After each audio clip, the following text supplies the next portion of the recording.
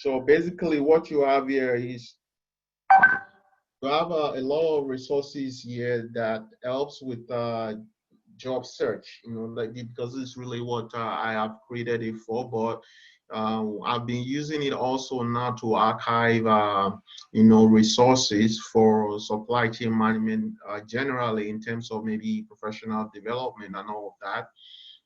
You would see there's a SAP e-procurement channel that I created here.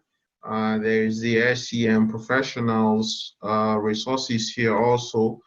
There is the competency map there. So if you're, say, for example, somebody who is still developing himself or herself in procurement, for example, this is a tool, this is a document you can look at and then see where you are and then to know what you need to do in terms of developing yourself in that particular area. So if I can open it now, and you will see that this is a document that was actually issued by Supply Chain Management Association. So, well, basically in Canada, that's the standard.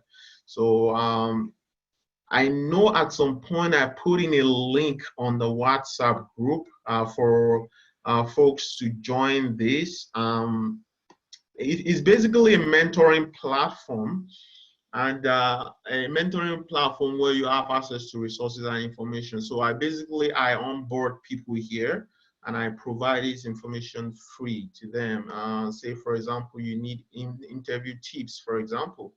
There's actually one that I put in here recently, which is about 30 interview questions with the answers that are appropriate, for those interview questions. So I will really encourage you to look at that, because if you have an interview coming, you'll be able to see this type of information that could help you to prepare. Because of course, you would have to tweak this to what applies to your own field or your experience, but at least it gives you an idea.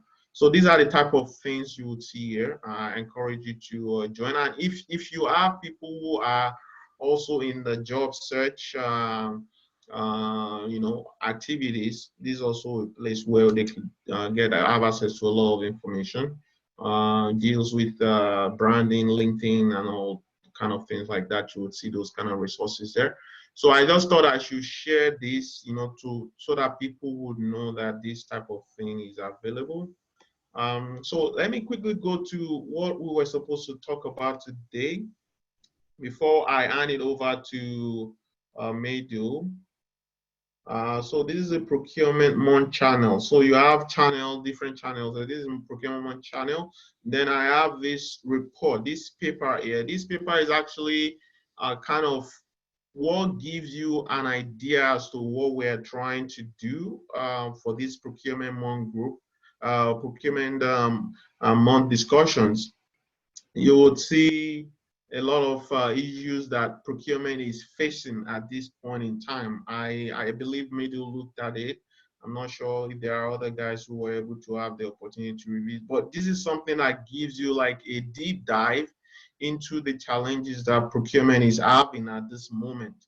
And then there's the question of, is it time for procurement to actually start outsourcing direct spend? When you outsource direct spend, basically means that you're basically outsourcing the entire procurement function itself. So procurement is at that crossroad, really. And I remember this saying that a jack of all trade is master of none. I don't know if you guys have heard that before. And I think when you really look at what we're doing in procurement, we're just like that. We're just like a jack of all trades. And what I think I get from that metaphor is that then we become a master of nothing if we have to be a master of all trades. And this is really why it is important that procurement functions start considering outsourcing its own function. This is a pill that we've given to other organizations and the industry and say you have to basically focus on your core competence. But it's now time for us to swallow that pill as well, because we can't be good at everything. If you really see what is going on in the industry now, you have all sort of disruptions happening with information technology, disrupting everything, blockchain and all of that. I mean, we can be experts in all these things, and this is the reason why I think it's really a valid thing to consider, you know, about actually outsourcing procurement. So that being said, I think I'm going to hand it over now to Maidul.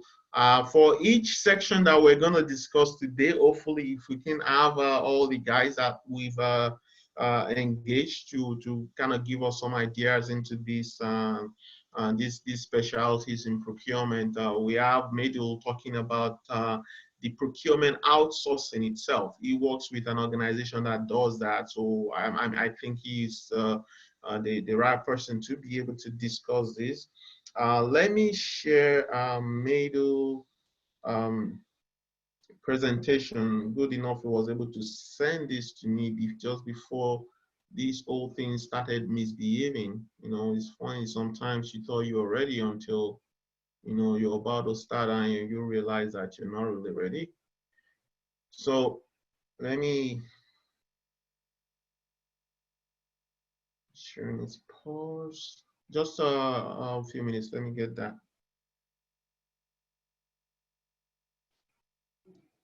I think we have. Okay, there's a PowerPoint there.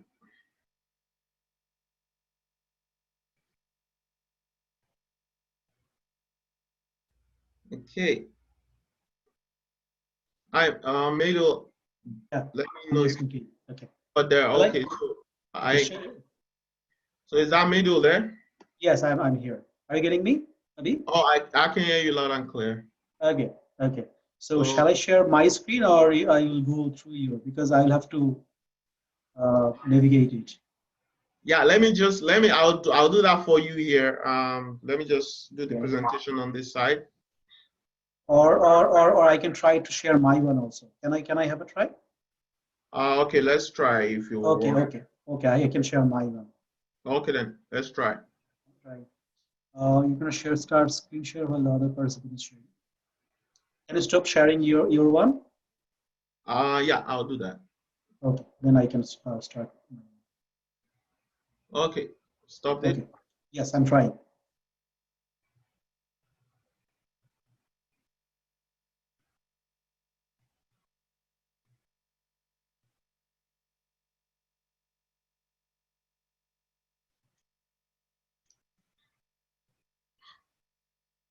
Okay, looks good.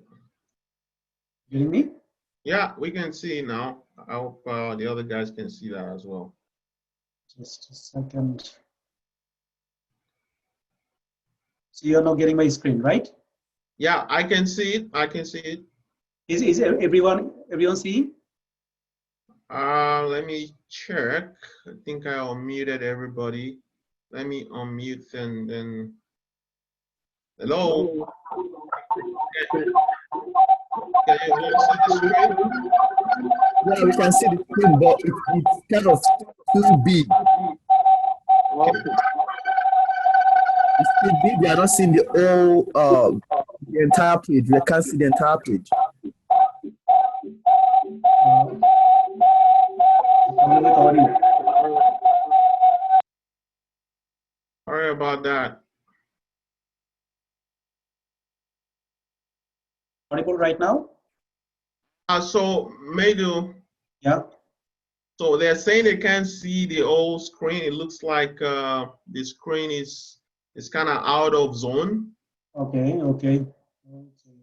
So I can do it from your one. Please. Sorry, Abiodun. So you know what? Try to flip the pages and let's see. Okay, I think it's giving me an option to adjust. Here. Okay, I think he's okay, let me present it on this side. Okay, great. Okay, great. You do this. I'll just go through that. Let's go. Can everybody see it now? No, we are not getting. Oh, you can't see? Okay, maybe I haven't shared it. Sorry. Just a second, please. Let me share. I didn't share it the first time. Okay. about now? Yes, perfect. Okay. I'm saying it. Is everyone seeing it? Yeah. Yes. Okay, sounds good. So can you please make it full screen? Just a second, please. Okay, good. So, hi, this is Maidul, as I have already given my introduction. Now, I'd like to go to the next slide, Abiodun, if you please. So this is the presentation outline, what I am going to discuss this evening, that what is actually procurement outsourcing, and when organizations choose to do procurement outsourcing, benefits of this outsourcing, and procurement outsourcing in direct material procurement, because this is the topic of our research material, that article, and some procurement outsourcing companies and their services. I will discuss it at the end. Please go to the next slide, B. Okay. So what is procurement outsourcing? Procurement outsourcing is actually the transfer of specific key procurement activities to a third party. Key procurement activities means it can be from procure-to-pay, from market research to vendor selection, then vendor relationship management, and other things.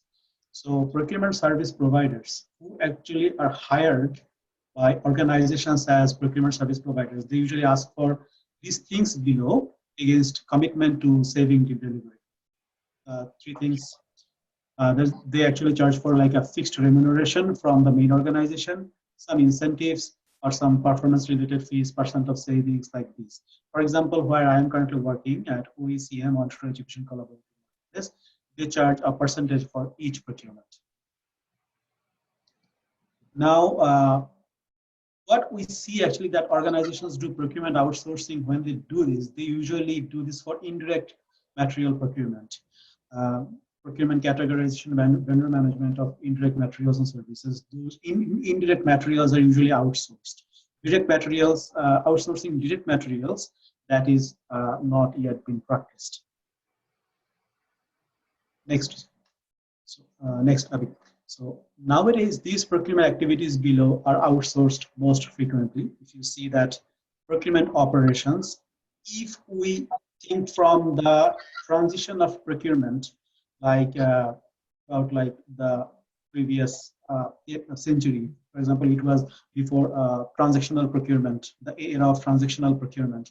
Then it came tactical procurement, and now the age of strategic procurement is going on. So you see that procurement operations, that RFX to PO management, contract administration, master data management, e-catalog management, and tactical things like procurement support, sourcing support, market intelligence. Market intelligence means market survey, and using the business intelligence tools.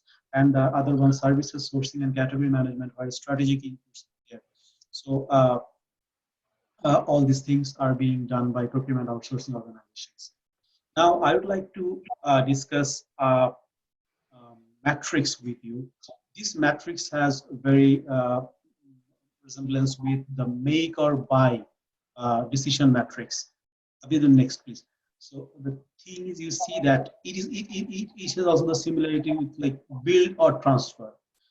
Will I build my own capabilities, or will I transfer my procurement necessity to other party? Next, Abhi. You see that there are two axes. One is X and the other one is Y. So there is based on these two variables, actually, we will discuss the matrix.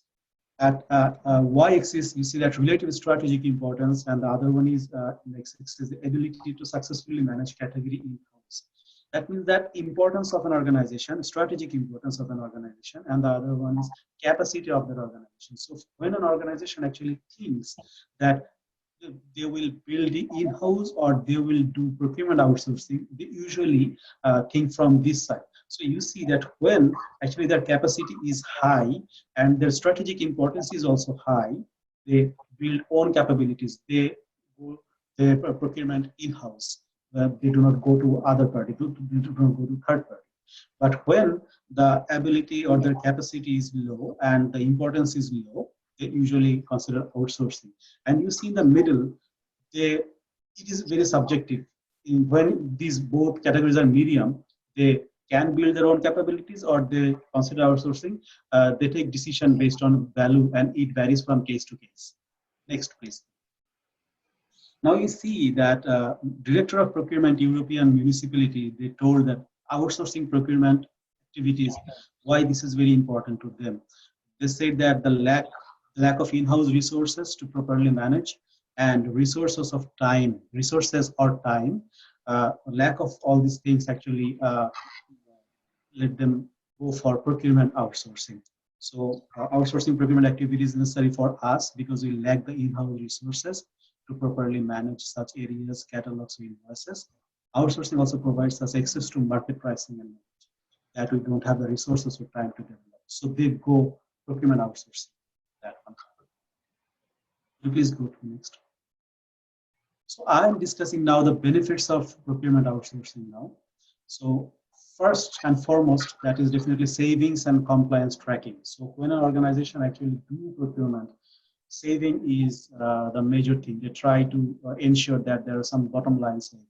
So spend management, compliance tracking, identifying scope of comprehensive savings, these are there. So why comprehensive savings? For example, if I can show you an example from my current organization, what OECM, where I'm working, Ontario Education Collaborative Marketplace. OECM, what they do, they provide sourcing solutions on behalf of all the education institutions of Ontario. So what they do, they collect requirements from all the education institutions of Ontario, they aggregate the volume, and they go for the procurement. So when they go, can you please go next, Abi? Okay. So see that economies of scale is there. So for 10 pieces, it is 2 per unit, but when it increases, the cost is low. So bigger is often cheaper. So based on this time, money, and resources, this procurement outsourcing is giving some market leverage. So you see the second option, second point, that no maverick buying, rather consolidation, aggregated volume helps negotiate better. And identification of root causes for variation or non-compliance, price demand errors. Next.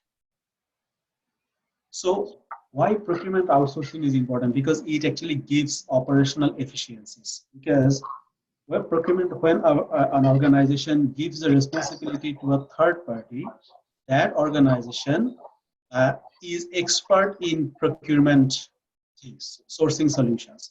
So they do that operational cost advantages. They're the dedicated and highly trained expert. They have better market intelligence. They have a wider supply network in their list, and they have access to innovative solutions. Because I've seen in my organization that before initiating any procurement activity, they do supplier consultation. So this early supplier involvement, this gives opportunity to include different sustainable solutions, different sustainable things, green or ethical things to include in the procurement documents. And it also gives if you can go for centralized transaction management, reduce costs, and frees up internal resources to perform higher value. So I'm explaining this because you see that, for example, if I consider from a bank, its main task is not procurement. Its main task is to providing banking solutions, banking services, right? So for them, any procurement thing is not that much. They do not. It's not their core task. So if they can hire a third party for this particular task, then they can focus on their core tasks. So it frees up internal resources to perform higher value core tasks. Last point is focused on optimized process management. Since the third party is expert in procurement management, so they can optimize process very well. They can eliminate non-value-adding tasks, and they can control the total management things from demand and specification management, sourcing project management, and supplier relationship. Next one is expertise. This is definitely, they have a highly dedicated pool of experts there. It's a wide range of categories, a deep pool of best practices, marketing intelligence, price range. In USA, these third party, they're being called group procurement organizations, and they're also called Center of Excellence, COE. So COE, they are expert they are actually recognized or widely accepted because they are dedicated for doing best practices. Market intelligence. Market intelligence means they do use the business intelligence tools properly. So they do market survey, they collect requirements from the customers, and also they consult with suppliers or necessary related vendors. We do price benchmarks, sourcing tool, and contractor templates. For example, in my organization, I can say that we have the set templates for all the procurement documents. And you see that the last point, the procurement outsourcing companies provide insightful, relevant, and actionable procurement performance tracking because they're actually dedicated for this. So if a third party is dedicated for any procurement or sourcing solutions, an audit, whenever there is a procurement audit, they can get everything perfectly all right because the third party, their main expertise is procurement outsourcing, procurement. So actually the organizations, they get more or I can say that satisfaction that they will provide the best solution and everything will be all right. Next. So you see that I have added it from one journal, that is Everest Research Institute. You see that there nowadays organizations do outsource for finance and accounting things, HR things, IT things, but procurement outsourcing can potentially lead to 5 times the savings of other business process outsourcing. So procurement outsourcing has become like a game changer. Now, as I shared it at the very beginning, that indirect spend or procurement of indirect materials, that is being in procurement outsourcing now. As of 2017, total indirect procurement spend outsourced stood at about $450 to 500 billion. But direct spend is definitely much more critical for an organization than its indirect spend. For example, a tobacco company, their main direct material is tobacco leaf or their packaging, like this. But indirect spend like printing and other things, those are indirect. So when they do direct spend, they should focus more and more on that procurement activities and perfectly so that the things are all right. See, that is direct material procurement of outsourced more often. Why they are not going for procurement outsourcing for direct material procurement? Why? So can you please go to this? So you see that first, this is the core activity. This is their core activity. It directly impacts the end customers. Any misstep, any kind of mistake, any kind of wrong judgment or any kind of problem, it can create a negative impact on the client or customer's experience. They have the data confidentiality. For example, a tobacco company, they have their market competitors. So if they hire a third party to do their procurement, they can, there's a risk of data compromise. So they really do not choose any third party for this thing. And also the fear of losing ownership. There are proprietary rights.